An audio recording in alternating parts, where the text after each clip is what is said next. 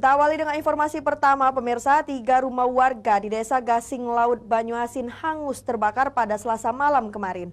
Angin kencang selepas hujan membuat petugas dan warga kesulitan memadamkan api.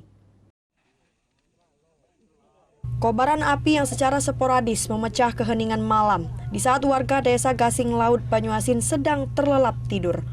Pasalnya 3 rumah warga hangus terbakar si jago merah. Warga dengan alat seadanya cukup kesulitan memadamkan api akibat angin kencang.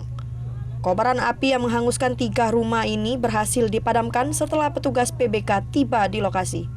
Menurut informasi warga, peristiwa kebakaran ini terjadi sekitar pukul 11 Selasa malam yang berasal dari salah satu rumah warga yang berdinding kayu. Itu kebakarannya di alamat RT 28, Dusun 3 Desa Ketan Laut. Yang kebakarannya 3 rumah, 1 rumah Gandar, 2 rumah Matri, 3 rumah Nang Mael. Itulah yang api yang kejadiannya belum tahu ini. Belum tahu asalnya ini. Belum tahu kesempatannya. Oleh karena yang kebakaran ini yang berasal di rumah ini belum ada orangnya, belum ketemu malam ini.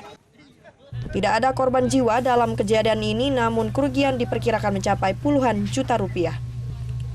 Dari Banyuasin, Ahmad Syaiful, iNews melaporkan.